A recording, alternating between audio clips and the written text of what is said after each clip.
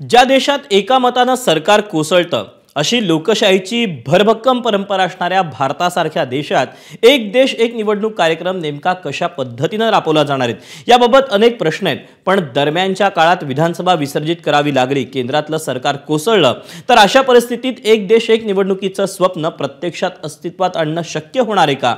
याच सगळ्या प्रश्नांची उत्तरं देणारा पुढचा हा स्पेशल रिपोर्ट।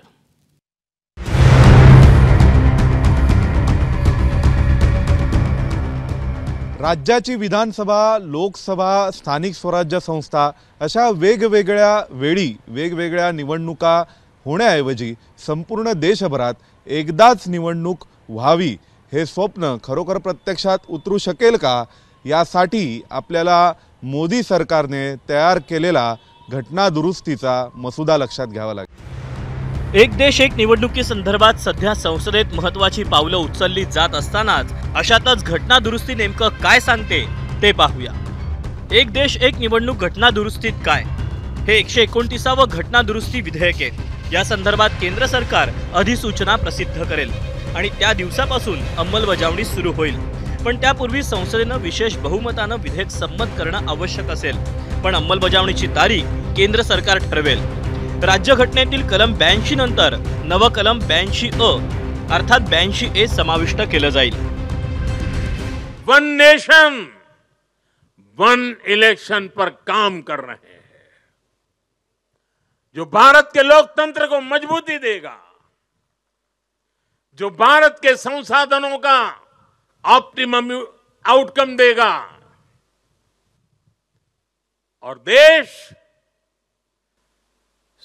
विकसित भारत के सपने को पार करने में और नई गति प्राप्त करेगा, समृद्धि प्राप्त करेगा। आता कलम 82A तील नव्या तरतुदी काय असतील त्याही पाहूया।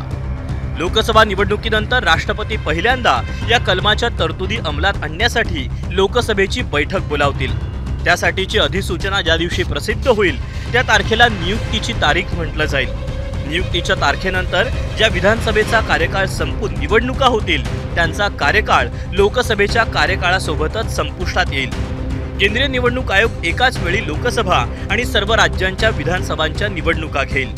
भारतीय संविधानाच्या भाग 15 मधील निवडणुकीविषयीच्या तरतुदी लोकसभा आणि राज्य विधानसभांनाही लागू राहतील। एखाद्या राज्याची निवडणूक लोकसभेसोबत घेणं शक्य नाही असं जर निवडणूक आयोगाला वाटलं तर संबंधित राज्याची निवडणूक नंतर घेण्यात यावी अशी शिफारस आयोग राष्ट्रपतींना करू शकेल। त्या परिस्थितीत ज्या विधानसभेच्या निवडणुका लोकसभेत घेणं शक्य झालं नसेल त्या राज्य विधानसभांचा कार्यकाळ लोकसभेच्या कार्यकाळासोबतच संपेल। या कलमातील तरतुदीनुसार जेव्हा आयोग राज्यांच्या निवडणुका जाहीर करेल त्याचवेळी विधानसभेचा कार्यकाळ कधी संपणार हे सुद्धा जाहीर करेल। या सगळ्यात आणखी एक महत्त्वाची बाब म्हणजे काही कलमांमध्ये केलेले बदल। कलम 83 172 मधील बदल पाहूया।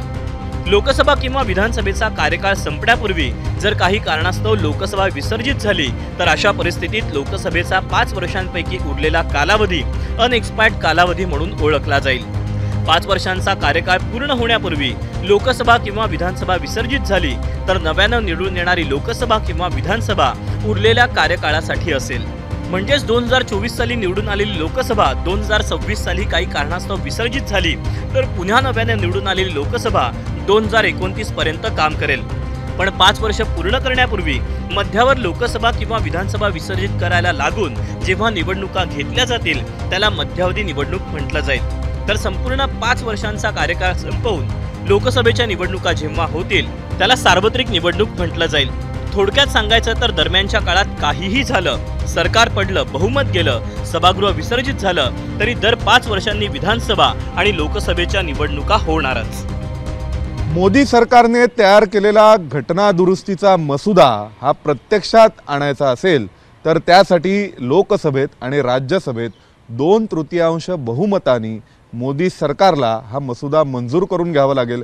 त्यावर राष्ट्रपतींची सही होईल आणि त्यानंतर एक देश एक निवडणूक यासाठीची घटना दुरुस्ती मंजूर झाली असं समजलं जाईल।